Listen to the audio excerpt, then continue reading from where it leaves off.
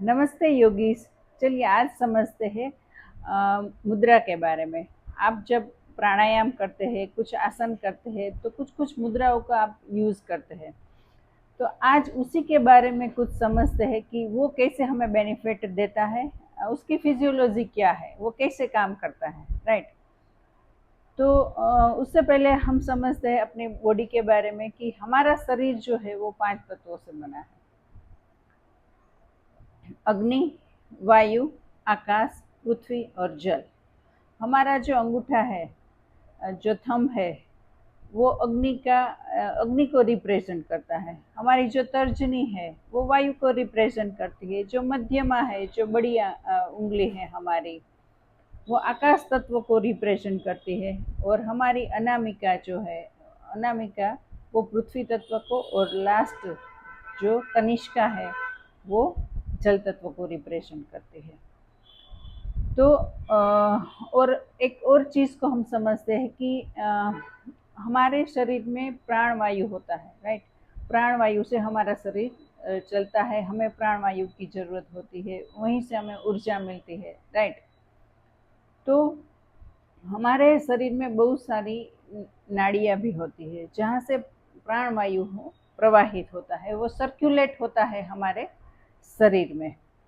और अगर हम देखा जाए तो हमारे जो पाम है या फिर पैर के जो तलवे है, उसके हमारी जो नाड़ियाँ होती है उसका एंडिंग वहाँ पे होता है, राइट। इसीलिए आपने एक्यूप्रेशर के बारे में भी सुना होगा, या फिर आपने उसका यूज़ भी किया होगा। कुछ ना कुछ उसका आपकी कुछ बीमारियों का, कुछ डिसीज़ का आपने शायद उसको एक्यूप्रेशर का यूज़ करके अपने उसके उसमें राहत भी मिली होगी, राइट। तो हमारी सारी सारी नाड़ियाँ जो है वो उसका एंडिंग पॉइंट हमारे हाथों में, यानी कि हथेलियों में और हमारे पैर के तलवों में होता है। इसीलिए हम कुछ एक्यूप्रेशर करते हैं तो जो उसके रिलेटेड हमारे बॉडी पार्ट्स है, ऑर्गन्स है, उसमें हमें रिजल्ट मिलता है।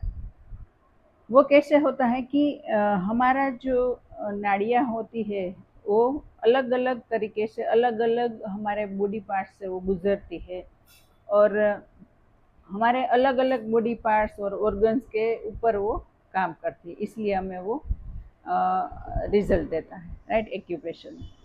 तो अभी हम मुद्रा में कैसे हमें हमारे बॉडी बॉडी में और हमारे माइंड में उसका कैसे इम्पैक्ट पड़ता है। अभी हमारा जो प्राण वायु है वो हमारे बॉडी में सर्कुलेट होता रहता है, राइट। और एक और चीज़ समझते हैं कि हमारी हथेलियाँ है, तो वहाँ से ऊर्जा हमारी ट्रांसफ़र भी होती है। आप किसी को ब्लेसिंग्स देते हो तो इस तरह से अब उसके सर के ऊपर आप हाथ रखते हो, राइट। तो हमारी ऊर्जा उसमें ट्रांसफ़र होती है, हमारी थॉट प्रोसेस, हमारा जो वाइब्स होता है उसमें ट्रांसफ़र होता है, राइट। तो उसी तरह से जब हमारे शरीर में किसी न किसी चीज़ से हम अच्छा फील नहीं करते हैं, हमारा मूड नहीं है, मेंटली हम थोड़ा डिस्टर्ब है, या फिर हमारे किसी ऑर्गन्स में अगर हमें कोई बीमारियां है या फिर कुछ तकलीफ़ें है, तो अ, वो अगर अच्छे से चैनलाइज होती है, राइट, अच्छे से वहाँ पे प्राण वायु जाता है, या उसके ऊपर अच्छे से वर्क होता है, तो हमें कुछ ना कुछ राहत मिलती है, राइट। तो जो हमारी उंगलियों से या फिर हमारी पैरों से जो ऊर्जा बाहर निकल रही है, राइट। तो जब हम किसी भी मुद्रा को लेते हैं, फॉर एग्जाम्पल कि हम ये ज्ञान मुद्रा है, राइट। तो ये अगर हम ज्ञान मुद्रा में रहते हैं तो हमारी ऊर्जा यहाँ पे एक सर्किट की तरह अब वो चैनलाइज्ड हो गई है, एक सर्किट जैसा बन गया है। समझ लो कि ये ऊर्जा यहाँ से निकल रही थी, लेकिन वो फिर से रिक्रिएट हो रही है, फिर से हमारे बॉडी में जा रही है, और हमें जो भी मुद्रा हम करते हैं उस हिसाब से अपने किस तरह से आपकी उंगलियों में अपने उसको उसकी पोजीशन में रखा है, उस हिसाब से हमारी ऊर्जा उस तरफ जाती है। दूसरा एग्जाम्पल देते हैं। अगर हमने ज्ञान मुद्रा की है तो उसका तर्जनी और अंगूठे के ऊपर, राइट, ये हमने ज्ञान मुद्रा की, तो उसका सीधा असर हमारी पैरासिम्पैथेटिक नर्वस सिस्टम के ऊपर होता है। तो हमारी एकाग्रता बढ़ती है, कंसंट्रेशन बढ़ता है और हम कूल और काम फील करते हैं। तो दूसरा एक एग्जाम्पल देते हैं कि ये तर्जनी को अगर हम अंगूठे के रूट के ऊपर रखते हैं तो तर्जनी है हमारी, राइट, वो वायु का प्रतीक है, वायु को रिप्रेजेंट करती है।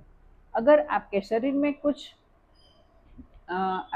में वायु प्रकोप है या फिर वायु का इम्बैलेंस हो गया है तो ये मुद्रा उसके ऊपर वर्क करती है। यानी कि जब ये वायु को रिप्रेजेंट करती है और हम यहाँ पे उसको रखते हैं तो एक सर्किट बन जाती है और जो ऊर्जा बाहर निकल रही है वो अंदर ही रिक्रिएट होती है और हमें जो तकलीफ़ है, अगर हमें ब्लोटिंग है, एसिडिटी वगैरह है, गैस है, तो उसको वो कम करने का काम करती है, क्योंकि वहाँ पे वो ऊर्जा जाती है और उसको ठीक करने में उसको हेल्प करती है।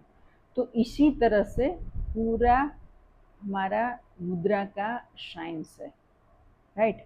तो आप अब आप जब भी किसी आसन में मुद्रा का यूज़ करते हो तो अच्छे से यूज़ करो, और जब भी आप प्राणायाम में बैठते हो तो उसमें भी आप अच्छे से मुद्राओं को अच्छे से रखो, क्योंकि मैंने देखा है कि बहुत सारे लोग मुद्रा बनाते हैं, जैसे कि ये ज्ञान मुद्रा बनाते हैं तो इस तरह से वो इस तरह से रख देते हैं, मीन्स कि उसके ऊपर इतना अवेयर नहीं होते हैं। तो अब आपने अब उसको फिजियोलॉजी के बारे में समझ लिया है तो उसका बेनिफिट्स भी आपको मिलेगा डेफिनेटली। हम जो आसन करते हैं उसमें से भी हमें फ़ायदा मिलता है, प्राणायाम करते हैं उसमें से भी हमें फ़ायदा मिलता है, लेकिन मुद्राओं के साथ करते हैं तो हमें उसका फ़ायदा दुगना हो जाता है। और ये जो मुद्राएं है वो आप कहीं पर भी कर सकते हैं, उसमें कुछ ऐसा नहीं है कि आपको खाना खाने के बाद नहीं करना है। कहीं पर भी आप किसी की वेट कर रहे हो या फिर कहीं पर भी ऐसे ही बैठे हो घर पे तो आप मुद्रा का अभ्यास कर सकते हो। बस आपको वो जानना होगा कि कौन सी मुद्रा कौन से बॉडी पार्ट्स में या ऑर्गन्स के लिए वो बेनिफिट करती है, या फिर कहाँ पर वो बॉडी में काम करती है, और किस मुद्रा का कहाँ तक उसका टाइम ड्यूरेशन कितना रहना चाहिए, वो आपको कुछ जानना होगा। बस मुद्रा है और वेरी सिंपल है, आप उसका भरपूर यूज़ करो। आई होप कि आपको कुछ मुद्रा के बारे में समझ आया होगा, कुछ समझने को मिला होगा। और आपको अगर वीडियो अच्छा लगा है तो डेफिनेटली आप मेरे साथ जुड़े रहे। मेरे चैनल को सब्सक्राइब नहीं किया है तो कर सकते हैं, और बहुत सारे योग के बारे में बहुत सारे वीडियोस मिलने वाले हैं। So thank you so much.